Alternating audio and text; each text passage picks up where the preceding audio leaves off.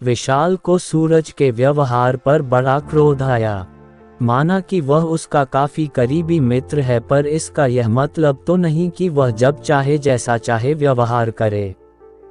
आज किसी बात पर बॉस ने जब उसे झिड़का तो सामने तो वह चुप रहा, पर बाद में मजाक उड़ाने लगा। वह उसे समझता रहा, पर वह उसे चिढ़ाता ही रहा। अंत में उसने उसे काफी खरी खोटी सुना दी। जवाब में उसने जो कहा वह सुन उसका माथा चकरा गया।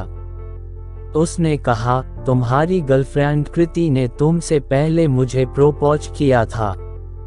जिसे तुम अपनी गर्लफ्रेंड समझ रहे हो वह सेकंड हैंड गर्लफ्रेंड है। पहले तो ये सुनकर सन रह गया था वह, पर उसे लगा उसकी डांट के जवाब में उसने गुस्से में यह बात कह दी है। वह सिर्फ उसे दुखी करने के लिए ऐसा कह रहा है। विश्वास उसे नहीं हुआ था उसकी बात पर, परंतु संदेह तो हो ही गया था। लोगों ने बीच बचाव कर उन्हें अलग कर दिया। विशाल के मन में संदेह का बीज उपज चुका था। उसने पहले तो सोचा कि कॉल कर कृति से पूछ लिया जाए, पर कुछ सोचकर वह व्यक्तिगत रूप से मिलकर ही उससे बात करना चाहता था। दिन रात उसके मन में यही विचार आ रहे थे कि कृति, जिसे वह अपनी गर्लफ्रेंड, अपनी प्रेमिका समझता है, वह किसी और को चाहती है। दोनों प्रायः हर छुट्टी के दिन मिलते थे और घंटों साथ बिताते थे। अगली छुट्टी के दिन जब विशाल की मुलाकात कृति से हुई तो वह कुछ अनना सा था। कृति को उसका व्यवहार कुछ अटपटा सा लगा। क्या बात है विशाल, तुम्हारी तबीयत तो ठीक है? कृति ने पूछा।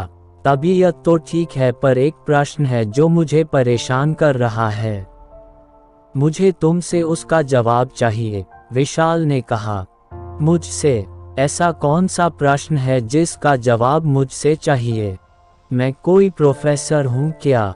कृति ने बात को हल्के में लिया और हंसती हुई बोली, ये प्रश्न तुमसे ही संबंधित है, अतः जवाब भी तुम ही से चाहिए, विशाल ने कहा। कृति अब गंभीर हो गई। वह विशाल के लहजे से समझ गई कि जरूर कोई गंभीर मुद्दा है। बोली, पूछो, क्या ये सही है कि तुम सूरज से प्यार करती हो? विशाल ने पूछा। कृति सकपका गई। उसे तुरंत कोई जवाब नहीं सूझा। वह थोड़ी देर विशाल को देखती रही, फिर बोली, ऐसा क्यों पूछ रहे हो? मुझसे सूरज ने कहा है कि तुम मुझसे पहले उससे प्यार करती थी, विशाल ने कहा। कृति तुरंत कुछ न कह सकी, पर बात झूठी भी नहीं थी और सूरज ने जब विशाल से यह बात बता ही दी है तो वह लाख मना करे विशाल शायद न माने। पर उसने कहा, मैं अभी भी सूरज को पसंद करती हूँ। पहले भी मैं उसके साथ ही बार बाहर कॉफी पीने जा चुकी हूँ, लेकिन मैं उससे ज्यादा तुमसे प्यार करती हूँ। यही कारण है कि मैं तुम्हारे साथ हूँ, कृति ने कहा। विशाल बस उसे देखता रहा। शायद वह कृति की बात पर विश्वास नहीं कर पा रहा था। उसे संदेह था कि कृति आज भी सूरज को चाहती है और उसे धोखा दे रही है। वह अन्ना सा कृति के साथ घूमता रहा। कृति हमेशा की तरह उसके हाथ को अपने हाथ में लेकर चलती तो वह अपना हाथ खींच लेता। कृति उसके कंधे पर सिर रखती तो वह कोई प्रतिक्रिया नहीं करता। पहले दिन तो कृति ने कुछ नहीं कहा, पर बाद में भी जब विधाता का व्यवहार ऐसा ही रहा तो उसने उसे या किसी को पसंद करना और किसी से प्यार करना अलग अलग बात है। मैं सूरज को और कई लोगों को पसंद करती हूँ। उनके साथ कभी बाहर कॉफी पीने, मूवी देखने भी जाती हूँ, पर प्यार मैं तुमसे करती हूँ, इसलिए हर छुट्टी का दिन तुम्हारे साथ ही बिताती हूँ। मगर उसकी बातों का विशाल पर कोई असर नहीं पड़ता और कृति धीरे धीरे नाराज रहने लगी। विशाल भी उससे दूरी बनाकर रहने लगा। इस बीच सूरज ने विशाल से माफी मांग ली और दोनों फिर से पहले की तरह ही रहने लगे। पर कृति के प्रति विशाल के मन में अभी भी वही नाराजगी की भावना थी। उसके मन में उसके साथ ब्रेकअप करने का विचार आने लगा। वैसे एक मन ये भी कहता था कि कृति की बात को वह मान ले और उसके साथ पहले की तरह जीवन बिताए, पर पता नहीं क्यों वह इस बात के लिए कुछ ही देर तक तैयार होता था। कुछ ही देर में संदेह रूपी सांप अपना फन उठा लेता था। सूरज भी उनके बीच आई दरार के लिए खुद को दोषी मानता था, पर कृति के प्रति विशाल के मन में आए विचार के लिए वह कर ही क्या सकता था। जो बात जबान से निकाल गई उसे वापस तो लिया नहीं जा सकता था। घर में भी विशाल का व्यवहार बदला बदला सा रहने लगा। उसकी माँ इस बदलाव को महसूस कर रही थी। उन्होंने 2 बार उससे पूछ भी कि माजरा क्या है, पर विशाल उनकी बातों को टाल जाता। एक दिन उसकी माँ ने पूछ ही लिया, पहले तो कृति से बातें किया करता था।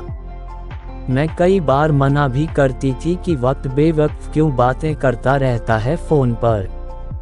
किसी बात को लेकर तुम्हारे बीच झगड़ा हो गया है क्या? इसी कारण तुम असामान्य व्यक्ति की तरह हरकत करते हो। कुछ नहीं माँ, तुम तो बिना बात संदेह करती हो, विशाल ने टालना चाहा।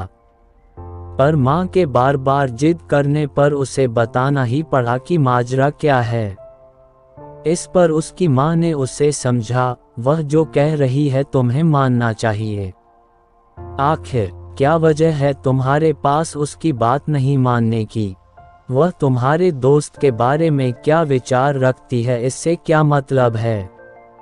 इस बात से मतलब रखो कि वह तुम्हारे बारे में क्या विचार रखती है, और फिर एक बार और सोचो कि जब तुम अपने दोस्त को माफ करके उसके साथ सामान्य संबंध रख सकते हो तो फिर अपनी प्रेमिका के साथ सामान्य संबंध क्यों नहीं रख सकते?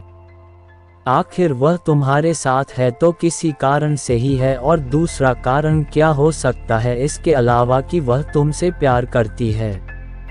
वह पढ़ी लिखी है, आत्मनिर्भर है, तुम्हारे ऊपर आश्रित नहीं है, फिर भी तुम्हारे साथ क्यों है तुम्हारी उदासीनता को सहते हुए भी?